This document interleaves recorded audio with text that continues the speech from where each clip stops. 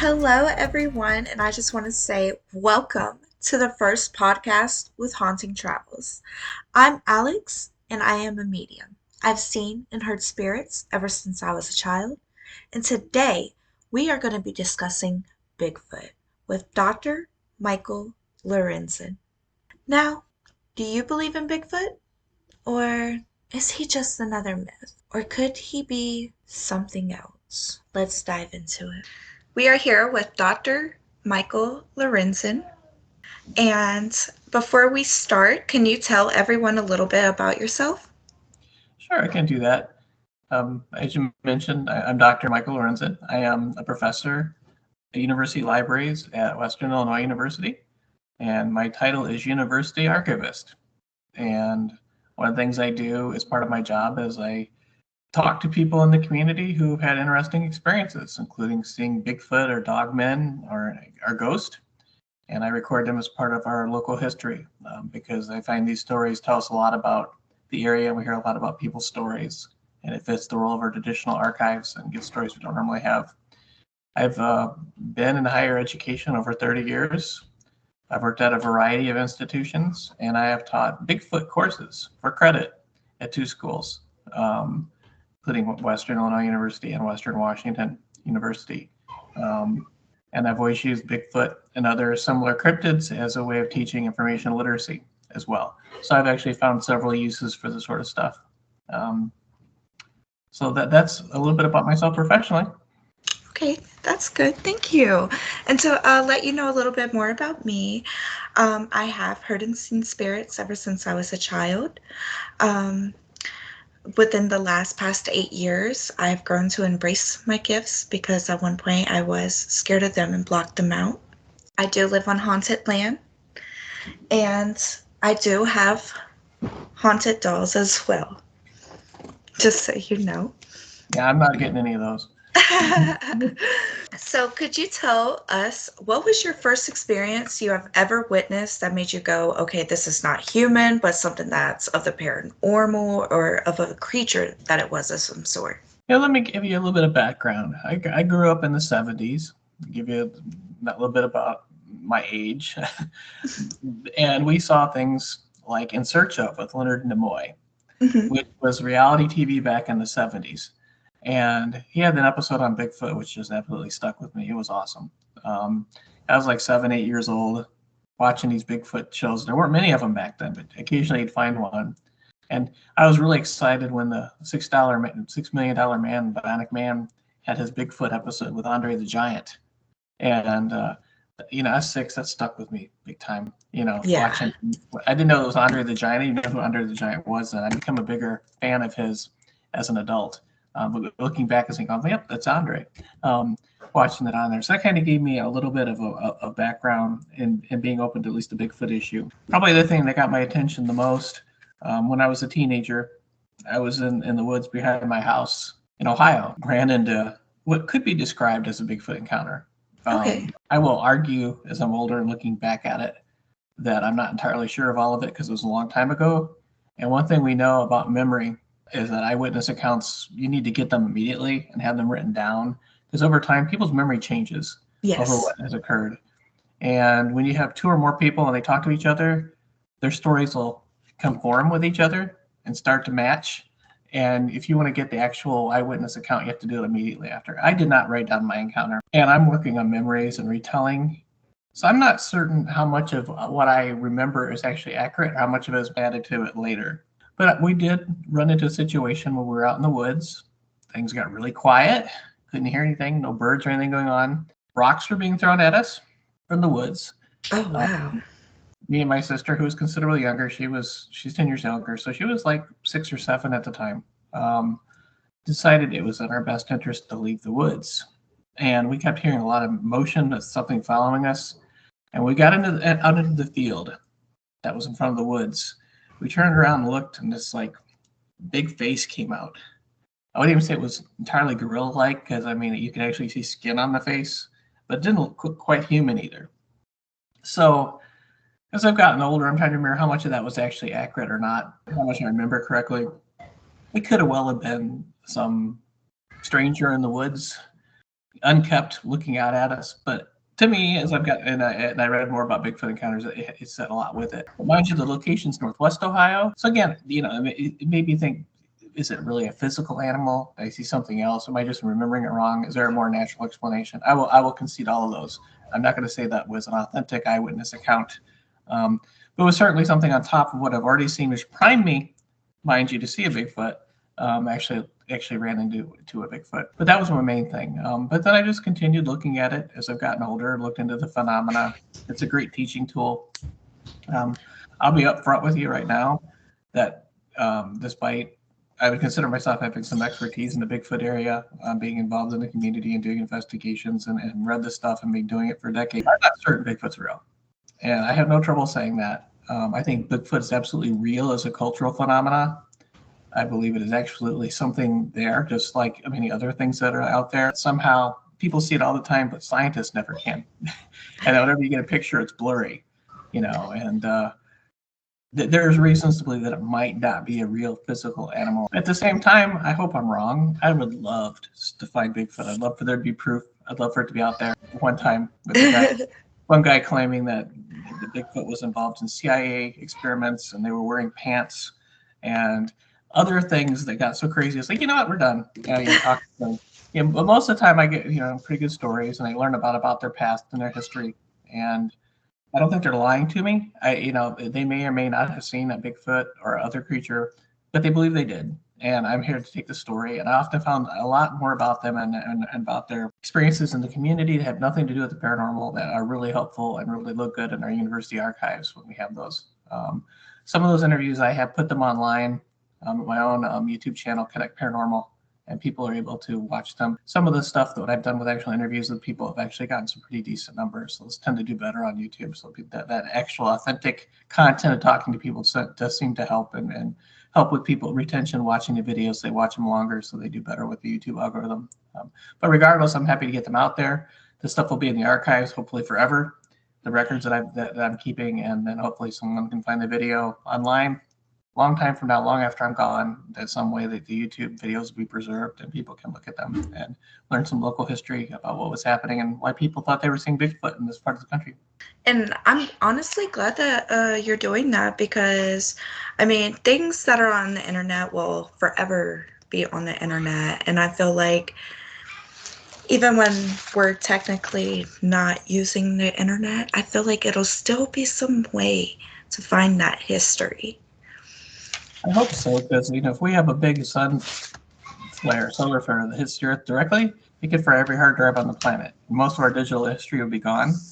And as a librarian, I'm well aware of long-term preservation efforts, and preserving stuff in digital format's much more challenging than in paper.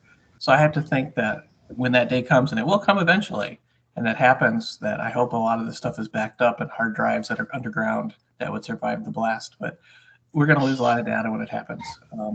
So that's why we still need those archives and libraries keeping stuff in physical format. But I do hope you're correct that the stuff won't get lost on the internet, because I think there's a real potential for some of it to get lost if we have a big enough disaster with a solar flare or something.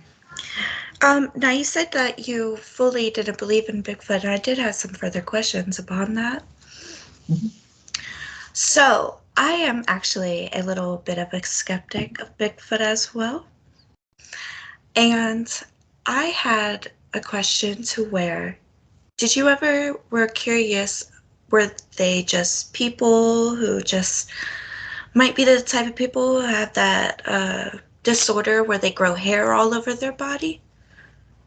Well, I don't think that would apply to very many Bigfoot sightings. Okay. They're all over North America. And I don't think there's that many people with that rare disorder hanging out in the woods, randomly popping out of the woods, scaring people, and then walking away. So, yeah, okay. It's the same with the hoax. We know that hoaxes happen. We know darn well that people hoax Bigfoot just like they used to hoax fairies when fairies were the Bigfoot of the day. But even with those hoaxes, I don't think every single sighting's a hoax. I don't think there's been over the last 150 years, there's been people going around and keeping this big secret and hoaxing for fun all over the country and Canada. I think hoaxing is isolated, and it only explains a few of the incidents where people have these encounters. So how did you feel in the moment when you had these encounters? Well, I mean, in my case, when I had my one encounter, I was scared. Mhm. I got out of the woods. Um, Other people usually talk about disbelief or some fear. Um, is one group that I was working with, where I did multiple visits to the encounter site. Um, they kind of got used to living with them, and we're kind of afraid of them. But at the same time, they were like leaving things out for them and trying to get their attention and stuff like that. So fear with curiosity, I think, is mixed with some people as well, because it's kind of interesting that they think Bigfoot's visiting them on a regular basis. They want to know more, but well, at the same time, they're scared. Yeah. I mean, I think anyone would really be scared if what they see is quote unquote a giant hairy beast coming at them, you know? Absolutely. So, did anyone believe you at first, or did they think you were crazy? Oh, when I was a teenager, I told that story a few times. Then I was pretty much, my parents and people saying that didn't happen. You're imagining things, and they may have been right, but yeah, I learned that's not something you really talk about. It's kind of like what I'm doing is absolutely authentic research that's good for local history, and when I'm teaching this in class, it is absolutely wonderful for critical thinking. I can literally see the students' lights come on when we're talking about Bigfoot, and we're talking about other related topics like pseudoarchaeology and all the crazy theories people come up with for the way the world is now, that has no scientific basis, and some of it which has been debunked by archaeology and stuff. And talk about how to actually do research, how to analyze research, how to find valid sources versus less valid ones, sources that are not credible, and trying to think about it and think about the bigger picture. What are the odds that something like this could happen? It exists without it ever being found by science when everybody else can see it, and just start thinking about it and deconstruct it in a way that allows them to keep the hope there and the wonder. I'm not trying to tell people not to believe in Bigfoot or not to believe in Atlantis, but to at least understand why the mainstream does not accept it, and there's good reasons for it, and try to teach them what they're going to need, to and hopefully use those skills when they graduate and go off and get jobs, and use it for critical thinking. So I mean, there's a lot of validity to what I'm doing. At the same time, there's a lot of academic bias against Bigfoot. Yeah. You do not go out and go to a job interview at a university and say, you know what, I want to go out and research Bigfoot, because you're not going to get hired. Um, in my case, I can honestly explain if I go to an interview exactly what I'm doing and why I'm doing it. And I don't think too many people are going to have too much issues with it, me being a librarian. I mean, it Yeah. is valid for critical thinking. This is valid for teaching, or to collect local history. If I was a biology professor, though, this would be, no, don't do it. We're not going to give you, we're not going to hire you. We're not going to give you tenure. It's very difficult sometimes to do research in paranormal topics in academia. Um, so you have to do it in a way that you're not necessarily looking for ghosts or looking for Bigfoot, but just looking at people's experiences with the topic and not make any claims on whether or not ghosts or Bigfoot are real, or even claiming that they're not. But why are people seeing them? Those are more safe ways to look at this in academia. I really do think we're losing a lot. I don't think you need to believe in ghosts to study ghosts. I don't think you need to believe in Bigfoot to talk to people who've had Bigfoot experiences. I think these are all valid experiences that people have been having for thousands of years in different cultures all around the world. And there's nothing wrong with us asking and taking them seriously, and doing some research with it. And plus, students like it. These are fun topics. They're motivated to learn. So I think there's a lot of good that we can do, by using paranormal topics. In my case, mostly Bigfoot, but I mean, it's certainly a way that people can learn about topics well beyond the paranormal, about how to think critically about the world. And could you tell us more about how you would personally research on if the Bigfoot claim was real or not? Well, one thing I would do, I'm not a biologist, um, and I also don't carry a big elephant gun with me in the woods. I'm not going to shoot Bigfoot. Um, so my way of investigating would be, to look at the area, look at local long-term stories. I really think you can start any good paranormal investigation at the local library, be it the public library or university library, because you can literally go in there and say, hey, were there people seeing things like this 100 years ago? Go talk to your archives. Yep. 150 years ago. And they didn't call Bigfoot back in the 19th century. They were using, the devil men, or wild man. Wild man's often used to describe what we call Bigfoot encounters now, or boogers, or other things that they use to describe it. So you can't just type in Bigfoot and find a bunch of stuff in the databases from 19th century newspapers. But if you start changing your terminology, you can find stuff which is very similar to modern Bigfoot encounters. So knowing that you need to be careful with your terminology, and you don't go Sorry. to your librarian and say, I'm looking for old Bigfoot stories. Say, I'm looking for things that were weird in the woods or people seeing a monster or something, and come up with a time frame. And a lot of times they'll be familiar with these stories and they can actually come out and give them to you. If you want to look at a haunted house, look into the history of the house. Yes. We have those house histories. I mean, we literally have records from when these houses were built 150 years ago, sometimes with blueprints and stuff, and we can find stories about people being murdered in them or stuff. If you want to find out why, there might be ghost stories at a particular location. We can do all that. So I think, you don't go to a location, talk to one witness, and go walk around the woods. You can do that. I guess what your goal is. If you have a reality TV show and you just want to get some footage, going into the woods with a camera crew, Bigfoot's going to run away. You're never going to find Bigfoot with a camera crew. I mean, that's not going to work. So you're going to need to use other tactics. So it really depends what you're trying to do. But certainly starting with archives, with libraries, gives you a good way to go. Talk to people in the area, see what's happened recently. And then at that point, when you know your right locations and you know some of the stories, that's when you maybe want to poke around and look. And if you're trying, to get something, to find some real evidence, be quiet. Don't bring a lot of people with you. If you're just trying to get footage for a YouTube podcast or for a show for Animal Planet or something, then go out there and make a production, because you're not going to find Bigfoot. You're just trying to get some good footage and scenes, and you're trying to make some good Bigfoot-tainment. So that's a different goal. So it really depends what you want. But if you're really trying to do research and find something, do that quiet, soft research in the library, and then when you get out into the woods or into your haunted house, wherever you're going, be quiet and just observe and see what happens. It is the best way to go, I think. So since that first experience, did you ever witness anything else, or did you ever go back to further investigate? Oh, I've been in those woods many times, never seen anything else like that. And now I can't even go into those woods. They put a pipeline back through there, and it's no trespassing. Oh, wow. So, but yeah, I never saw anything like that again, and I've not had any other Bigfoot encounters. I've been around lots of locations and never have seen Bigfoot, although other people have told me they've seen Bigfoot, and I can certainly imagine it, but I've not seen anything. I've also, been to locations where people claim they're ghosts, and I've not seen any ghosts, but I've still got their stories on video. One of them I put up on YouTube, one of the local bed and breakfasts that the owner was telling her ghost stories that were there. And I got to say, there's a difference. If I do a video on Bigfoot or werewolves, I'll get that couple thousand hits right away. I do something like ghosts, I'm lucky to get 100 views. It's like the algorithm pushes them completely differently. Oh, really? But I still put that stuff up because I want to make sure it's there. And If something happens to me, I want that video up for people to watch. And I honestly agree with, sometimes when you put the ghost stuff, other things can take over.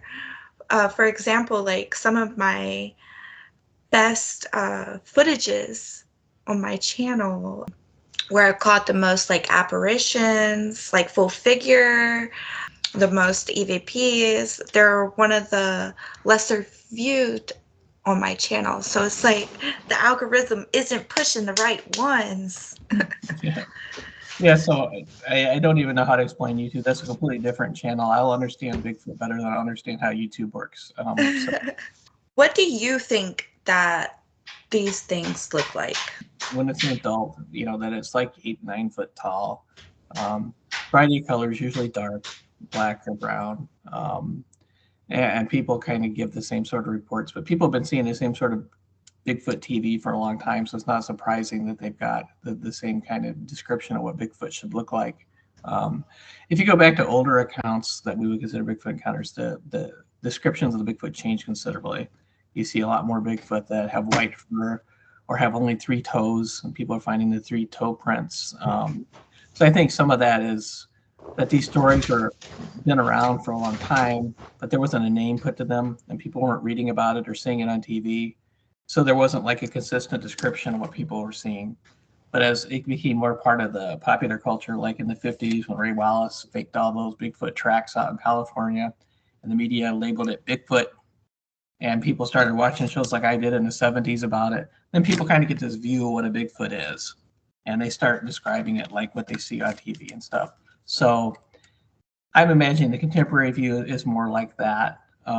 If there really is a Bigfoot species, I would assume that's maybe close to what it is. But again, if people saw a Bigfoot with three toes, they probably would later remember it not being that way because that's not doesn't fit the description, and their memory might change it a bit as they try to remember it because I know that's how memory works. So, would you call these things what, like, do you have a specific name that you would call them? Well, I mean, I'm going to call them Bigfoot. I think that's the right thing to call them. If you ask me what they are, I mean, I couldn't tell you.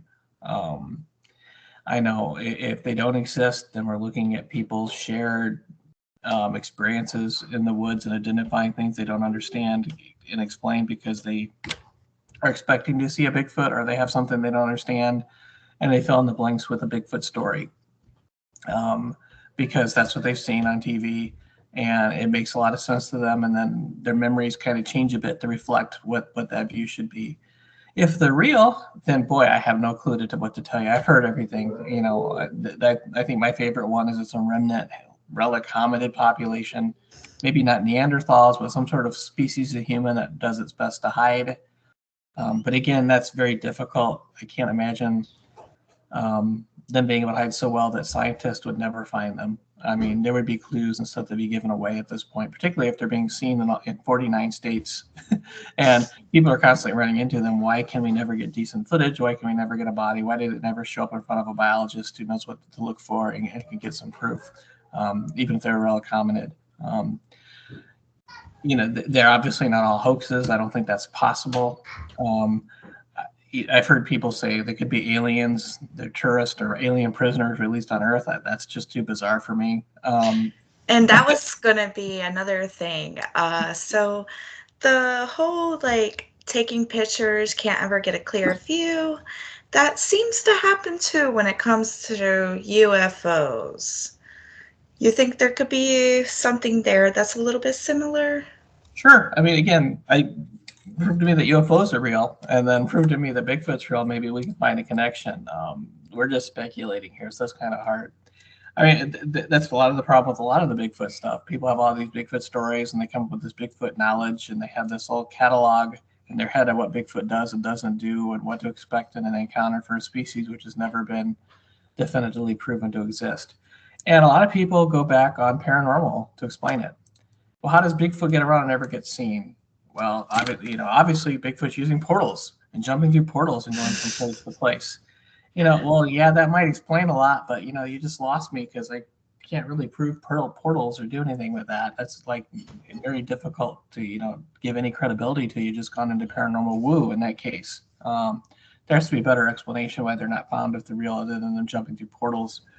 Another theory, which I've surprisingly heard several times now from different sources, people are looking seriously at the fairy connection, and that Bigfoot might be like one of the species of fairies because they behave a lot like fairies do.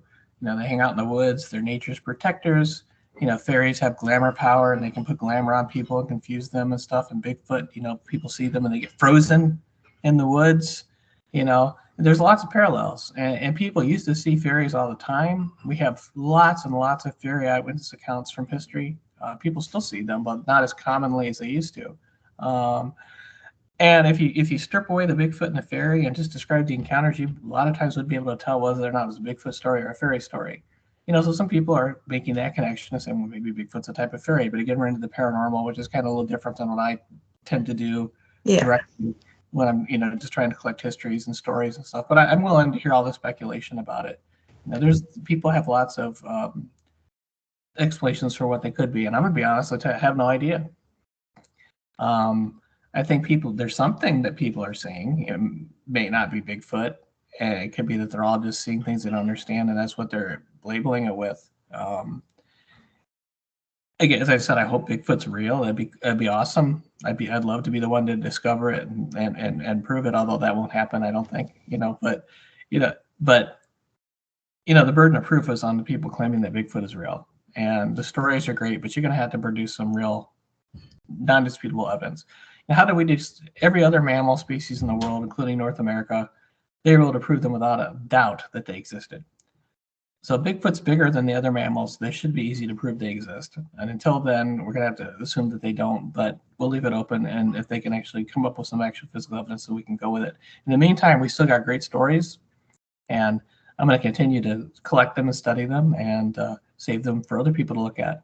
I mean, I very much appreciate those very stories I can look at from 500 years ago in England. We learn a lot about English culture, and hopefully people, 500 years from now can look at the notes and interviews I did here about Bigfoot and learn a lot about our local area, and that will help with the regional history. So I hope that will actually make a connection and be very useful to people long term.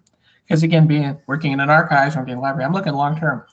I've got my life and I want to live a good life, but I also want to make sure the stuff I'm collecting is a legacy and people be able to see it in the future. Okay.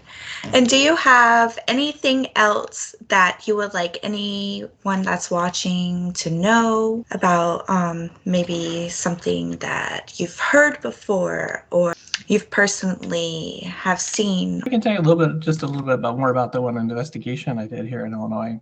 I Okay. did have about 3 different videos up with some of the interviews I've done from that location. But it's a small town, a county over from where I'm at in West Central Illinois. The videos actually have the location on there.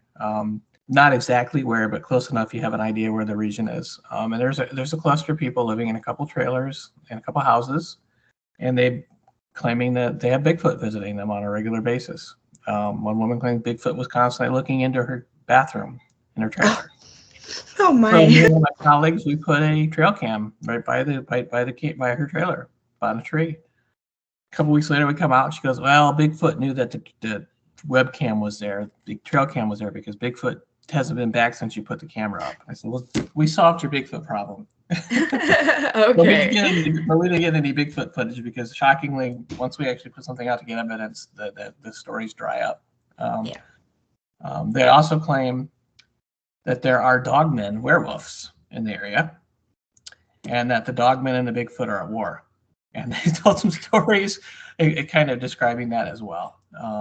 And also that Bigfoot family was living in a cave by the cemetery nearby. I took a look at the cave. I didn't really see any Bigfoot activity, but lots of stories, and people are having these shared experiences. Now, what are they saying? It could be that there are Bigfoot and werewolves fighting out in front of their trailers at night, and the whole world's missing this. I think there's probably other explanations other than that. That's actually what's happening. But again, I'm not mocking the witnesses or anything. I'm just getting the stories. I'm being very polite, and then I'm putting them up and letting them say it in their own words without doing, really any editing on them. And people seem to appreciate it because I know that people are watching the videos. Well, I can tell you that I would love to see a video of a werewolf and a Bigfoot fighting. I can make one with AI, but I want some actual footage from him for real. Yeah, we want the real deal, guys. So, with that being said, do you want to let everybody know where they can follow you or be able to see what you put out? Yeah, sure. My channel is just Connect Paranormal, and it should be pretty obvious if you type that into YouTube, and it will come up. There's another Okay. Connect Paranormal from like 10 years ago that has like 3 videos, and they stopped. And I have the same name, but I have over 2,000 videos because I make several shorts a day and put them up. And I've been doing it for a couple of years now. So I usually put up 1 or 2 full-length videos, anywhere from 8 to 20 minutes with short videos every day, a couple of shorts a day. A lot of them are, I write them, but I use AI tech to help with the video production, and sometimes I do some AI scenery. But I do actually do the writing and research, despite the fact I put out so many. But I'm a librarian; it's easy for me to look this stuff up and come up with some scripts, and then put them in something like Quillbot to clean them up, and then do the videos. But if you go look through there, you actually find some that actually are me and me talking with other people. They're just kind of all mixed in there. I'm sure I confuse the YouTube algorithm a lot because I have a mix of different paranormal topics, and some are AI generated, and some are me talking. So it's a mix of things. And again, I'm not trying to make money off YouTube. I'm just playing with it, staying on top of the tech skills, and making sure some of the work I've done can be found. And even if you were making money, there's nothing wrong with that. There's not, but I would be doing it differently if I was doing it full time Yeah. professionally. I know that some things I'm doing are not what I recommended for YouTube channels that I'm not going to change because I'm not going to put the effort into it. I'm happy with what I'm producing, and that's okay. And I also have a connectparanormal.net, where I actually have transcripts up and stuff, and then they link to the videos. Well, if you guys want to follow Michael Lorenzen, I will leave his link to where you can go to his channel and his website down in the description below. And Michael, if you want to tell everybody goodbye. Yeah, it's been nice talking to you. Thank you very much, Haunting. I hope you have a good evening. You too. Thank you.